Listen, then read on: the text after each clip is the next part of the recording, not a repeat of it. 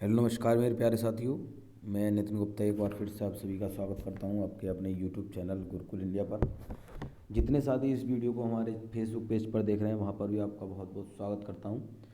तो साथियों, जैसा कि आपको पता है, हमने जो है ईवीएस पेडागोजी प्लस एनसीईआरटी दोनों के मिक्स क्वेश्चन की एक सीरीज स्टार्ट करी है, जिसमें कि मैं आपको लगभग 250 प्रश्नों से 280 प्रश्न कराऊंगा। और यही प्रश्न आपके लिए सी टेट में बहुत ही ज़्यादा कारगर होने वाले हैं। ठीक है, अगर जितने भी साथी ये सी टेट की तैयारी कर रहे हैं तो उनके लिए ये सीरीज़ बहुत ज़्यादा रामबाण होने वाली है। ठीक है, केवल ये सीरीज़ जो मैं करा रहा हूँ, अगर आपने ये कंप्लीट कर ली तो 30 में 30 की गारंटी मेरी है। ध्यान से आप जो है पढ़ेंगे ये। ठीक है, तो जितने भी साथी चैनल पर पहली बार आए हैं, सी टेट की तैयारी कर रहे हैं, तो चैनल को जब जल्दी से क्या करेंगे, सब्सक्राइब कर लेंगे और बेल आइकन को भी प्रेस कर लेना है, जिससे क्या है इस चैनल पर कोई भी नई वीडियो आएगी उसका नोटिफिकेशन आप तक तुरंत पहुंच सकेगा। ठीक है, बिल्कुल सी टेट की तैयारी आपकी निःशुल्क कराई जा रही है और जितने ज़्यादा हो सके अपने साथियों को ज़रूर जोड़ेंगे। ठीक है, चलिए, कंटेंट आपको लिए वही कराया जा रहा है जो आपके एग्ज़ाम के लिए बहुत ज़्यादा कारगर है। ठीक है, तो बिल्कुल निसंकोच आपको क्या करना है, चैनल को सब्सक्राइब कर लेना है। चलिए देखिए, हमने 18 क्वेश्चन तक जो है कंप्लीट कर लिया था। आज स्टार्ट करते हैं देखिए नए 19वें क्वेश्चन से। ठीक है, और ये मैं कोशिश करूँगा, जो मैं 280 प्रश्नों की आपसे कह रहा हूँ, ये जल्दी से जल्दी ख़त्म कराने की कोशिश करूँगा। ठीक है, चलिए, तो 19वां क्वेश्चन और क्लास का पहला क्वेश्चन। प्राथमिक स्तर की ईवीएस पाठ्य पुस्तकों में कविताएं और कहानियाँ सम्मिलित करने का कारण है। इससे पहले हमने एक क्वेश्चन करा था जिसमें भी कविता कहानियों का हमने क्या करा था, जिक्र करा था। तो इसमें ऑप्शन बताएंगे आप। विषय के अधिगम में आमोद प्रमोद प्रदान करना। ऑप्शन बी हमारा है मूल संकल्पनाओं के अधिगम में वृद्धि करना। ऑप्शन सी हमारा है विषय वस्तु को प्रस्तुत करने की नित्यचर्या और एक रास्ता में परिवर्तन। ऑप्शन डी हमारा है विद्यार्थियों में साहित्यिक रुचि विकसित करना। बताएंगे आप जो है कौन सा आप इसमें आंसर लगाने वाले थे। तो बिल्कुल आप बताने वाले हैं। देखिए, मैं दोबारा से आपको समझा दूं। इसमें कह रहा है कि जो प्राथमिक स्तर है उसमें ईवीएस की पाठ्य पुस्तक आपकी दे रखी है, उसमें कविता कहानियों को सम्मिलित करने का क्या कारण है। तो क्या आप ये कहेंगे कि जो है मूल संकल्पनाओं के अधिगम में वृद्धि करेंगे, ये आपका नहीं माना जाएगा। या आप कहेंगे कि विषय वस्तु को प्रस्तुत करने में उसमें नित्यचर्या मतलब जो रोज़ रोज़ कह सकते हैं, या फिर एक रास्ता में परिवर्तन मतलब अलग अलग करने के लिए, ये आप नहीं बताएंगे। या केवल साहित्यिक रुचि के लिए भी कहेंगे, नहीं लगाएंगे। आप किसके लिए बताएंगे कि विषय के अधिगम में आमोद प्रमोद प्रदान करना, मतलब बच्चा क्या है, जो भी उसका अधिगम मतलब चल रहा है वो केवल आमोद प्रमोद मतलब है कि उसमें रुचि। देखिए, इसमें जो पहला ऑप्शन है इसमें सारी चीज़ें आ गई। आमोद प्रमोद मतलब है बच्चा रुचि के साथ क्या है उसको जो है समझे, क्यों किससे कहाँ है, कहानियों की बात कर रहा है।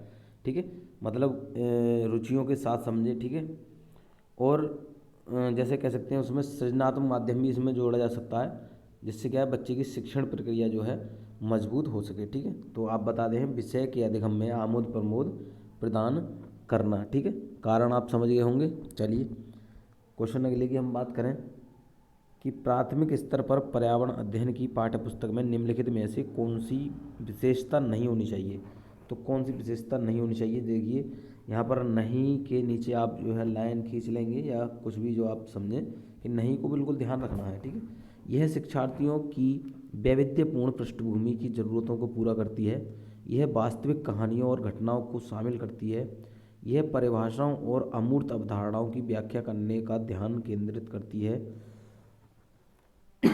सॉरी, यह प्राकृतिक और समाज सांस्कृतिक परिवेश को एकीकृत तरीके से प्रस्तुत करती है। बताइए क्या इसका आंसर आप लगाने वाले हैं। इसमें कह रहा है कौन सी विशेषता नहीं है, बताइए क्या आंसर आप लगाएंगे। तो लगाने वाले हैं आप ऑप्शन सी, कौन सी विशेषता नहीं है। देखिए, इसमें कह रहा है यह परिभाषाओं और अमूर्त अवधारणाओं की व्याख्या करने पर ध्यान केंद्रित करती है, यही आपका नेगेटिव पॉइंट है। ठीक, अब बात करें देखिए ऑप्शन पहले की। ये कह रहा है यह शिक्षार्थियों की वैविध्यपूर्ण पृष्ठभूमि की ज़रूरतों को पूरा करती है, ये आपका सही वाला है, लेकिन क्वेश्चन में नहीं है, तो इसलिए ऑप्शन कौन सा आप लगाएंगे, सी। चलिए अगले क्वेश्चन की हम बात करते हैं। अगला क्वेश्चन है पर्यावरण अध्ययन की पाठ्यपुस्तक में रेलवे टिकट का नमूना दिखाना। साथियों, इस क्वेश्चन को आप इम्पोर्टेंट लिख लेंगे। ये क्वेश्चन आपका पूछा जाता है, ध्यान से जो है इस क्वेश्चन को समझेंगे। आपको हूबहू क्वेश्चन भी आपको एग्जाम में देखने को मिल सकते हैं, ठीक है। तो इस क्लास को ध्यानपूर्वक समझेंगे और लास्ट में कमेंट करके ज़रूर बताना है आपको कि ये क्लास आपको कैसी लगी, ठीक है। चलिए, इम्पोर्टेंट आपने लिख लिया होगा। तो इसमें कह रहा है कि पर्यावरण अध्ययन की पाठ्यपुस्तक में रेलवे टिकट का एक नमूना दिखाना आपके किस लिए आता है। देखिए, बच्चों को रेल के किराए के बारे में बताता है, टिकट में प्रयुक्त विभिन्न संक्षिप्ताक्षरों का ज्ञान उपलब्ध कराता है, निष्कर्ष पर पहुंचने की बच्चों की कुशलता का विकास करता है। ऑप्शन डी हमारा है, बच्चों को वास्तविक जानकारी में अंतः क्रिया करने का अवसर देता है, साथ ही अवलोकन की कुशलता का विकास करता है। जैसा कि साथी जो हमारे पुरानी वीडियो से जुड़े हुए हैं, ठीक है, पहले से जुड़े हुए, उनको मालूम है कि इसमें क्या आंसर आने वाला है। बिल्कुल आप बताने वाले हैं, ऑप्शन डी आप लगाने वाले हैं। क्यों?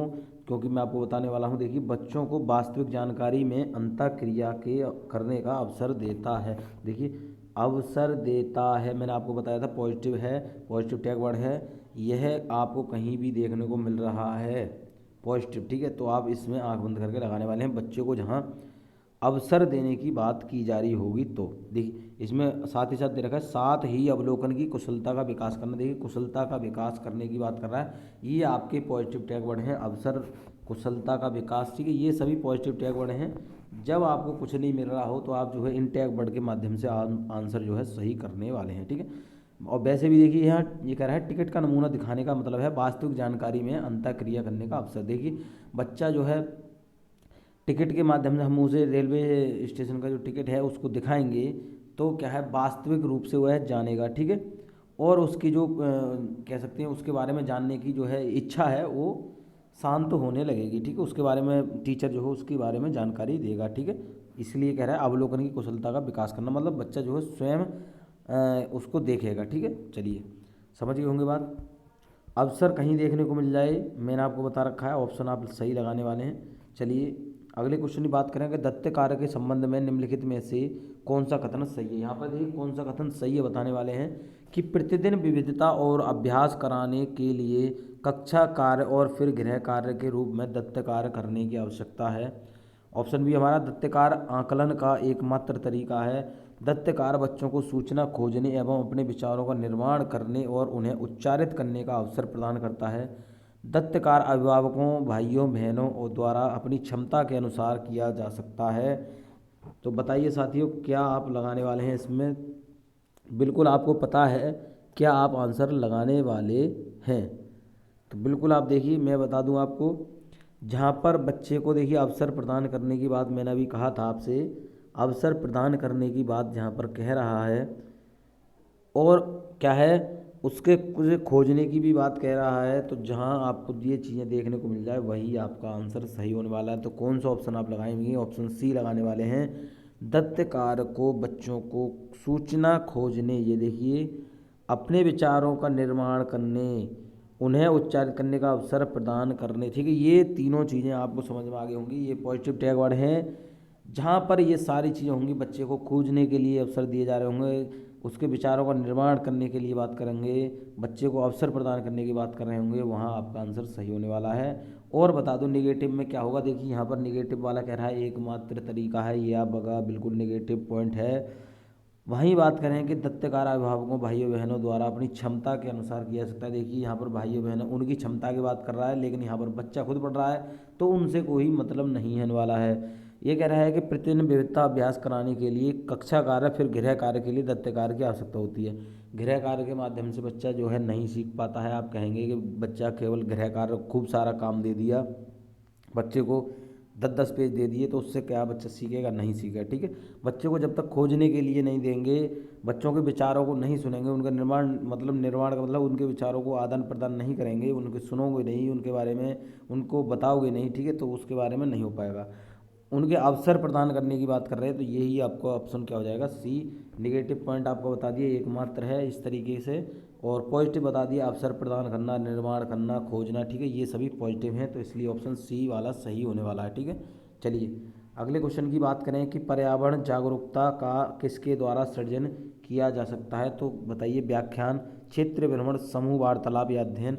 बिल्कुल आंख बंद करके आप बताने वाले हैं। अगर आप इस सीरीज से रेगुलर जुड़े हुए हैं तो बताएंगे ऑप्शन बी क्षेत्रीय भ्रमण। जैसा कि मैंने बताया कि पर्यावरण जागरूकता को किसके बारे में देखिए सृजन किया जा सकता है। बच्चा जब जो है क्षेत्रीय भ्रमण का मतलब हो गया बच्चा जो है स्वयं जो है उस चीज़ का क्या करे, अवलोकन करे, स्वयं देखे, ठीक है।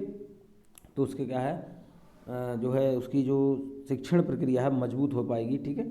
उसके अधिगम का विकास हो पाएगा क्षेत्र भ्रमण, ठीक है। जहाँ कहीं क्षेत्र भ्रमण की बात हो रही है और पर्यावरण के अध्ययन के अंतर्गत बात हो रही है तो ऑप्शन आप लगाने वाले हैं क्षेत्रीय भ्रमण, ठीक है। अगले क्वेश्चन की जब बात करें कि वर्ष 1997 में विश्व पर्यावरण सम्मेलन का आयोजन किया गया था। इंपॉर्टेंट लिख लेंगे, इंपॉर्टेंट लिख लेंगे क्वेश्चन कि 1997 में विश्व पर्यावरण सम्मेलन आयोजित किया गया था। कहाँ किया गया था? रियो डी जेनेरियो में, नैरोबी में, क्योटो में, न्यूयॉर्क में। कौन से ऑप्शन लगाने वाले हैं? बिल्कुल आप ऑप्शन लगाने वाले हैं कहाँ पर? क्योटो में। कहाँ पर? क्योटो में आपका जो है इसका पर्यावरण सम्मेलन किया गया था 1997 में, ठीक है। चलिए क्वेश्चन आपका इस तरीके से पूछ लिया जाता है, ठीक है। चलिए बात करेंगे अगले क्वेश्चन की। महेश कक्षा 4 के शिक्षक हैं। वे वृक्ष संरक्षण की अवधारणा पर शिक्षार्थियों को संवेदनशील बनाने के लिए योजना बनाते हैं।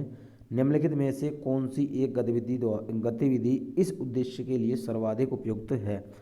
तो देखिए कौन सी गतिविधि है इसके लिए सर्वाधिक उपयुक्त।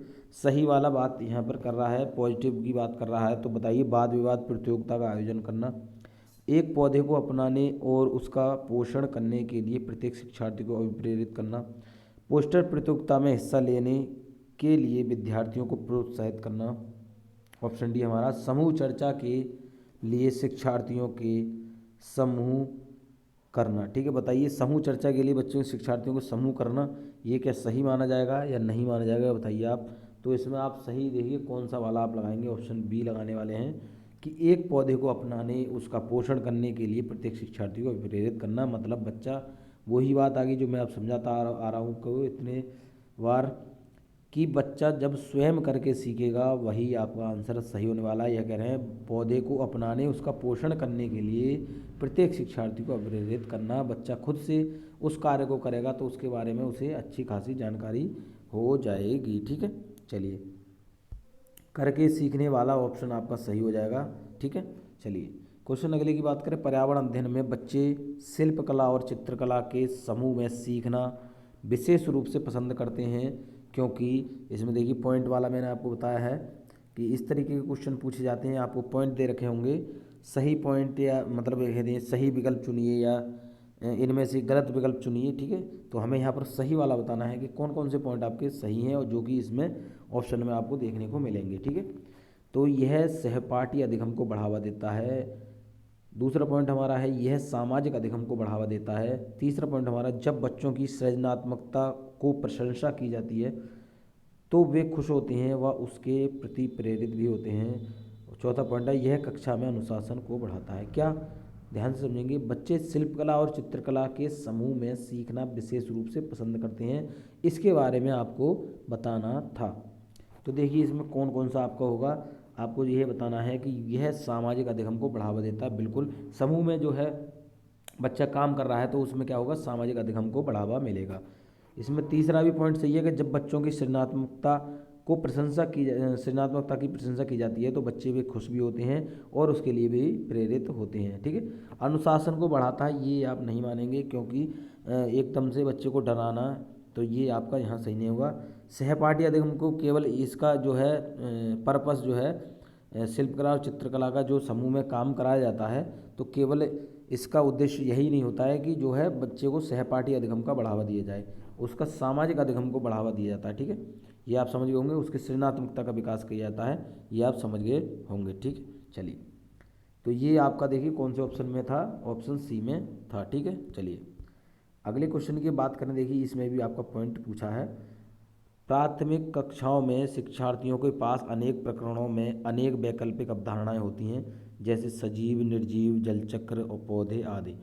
इन वैकल्पिक अवधारणाओं के स्रोत हो सकते हैं। अब देखिए इसमें भी बताएंगे कौन कौन से इसके स्रोत हो सकते हैं। परिवार एवं समुदाय, पाठ्य पुस्तक एवं अन्य पुस्तकें, शिक्षक, कहानियाँ एवं कविताएं।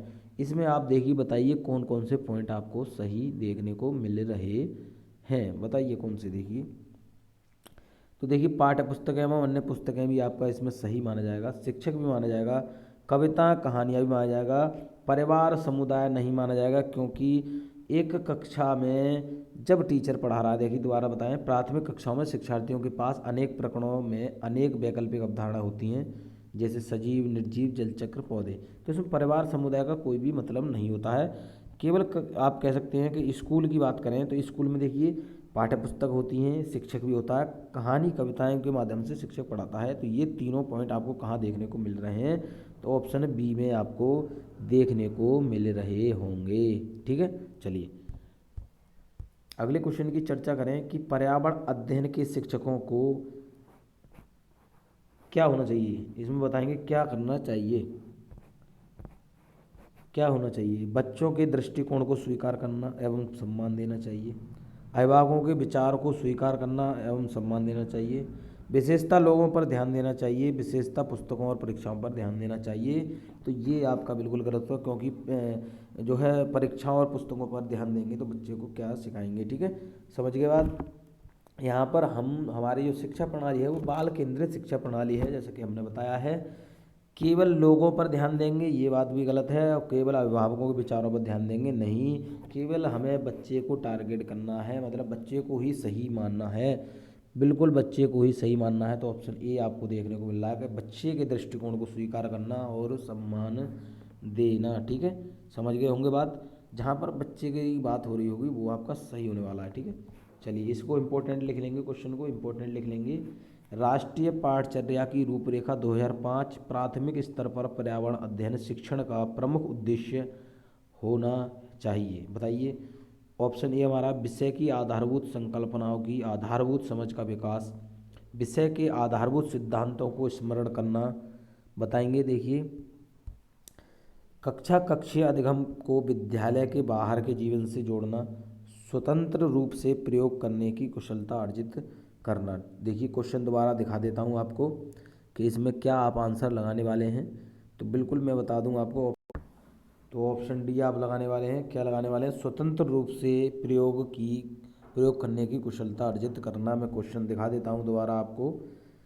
ये कह रहा है कि पाठचर्या 2005 प्राथमिक स्तर पर पर्यावरण अध्ययन शिक्षण का प्रमुख उद्देश्य होना चाहिए। तो क्या होना चाहिए? स्वतंत्र रूप से प्रयोग करने की कुशलता अर्जित करना। ठीक है, चलिए अगले क्वेश्चन की मैं बात करूं तो अगला क्वेश्चन है पर्यावरण अध्ययन में अच्छे दत्तकार का मुख्य लक्षण होना चाहिए। बताएंगे क्या है इसका आंसर आप लगाने वाले हैं कि प्रभावी अधिगम के लिए पाठ की दोहराई, बी हमारा है समय का बेहतर उपयोग सुनिश्चित करना, सी हमारा है शिक्षार्थियों को अनुशासन में बनाए रखना, या ऑप्शन डी हमारा है अधिगम विस्तार के अवसर उपलब्ध कराना। बिल्कुल आपको पता है, मैंने आपको बता दिया कि जहाँ पर बच्चे को अवसर उपलब्ध कराने की बात हो रही होगी वही आपका आंसर सही होने वाला है। ठीक है,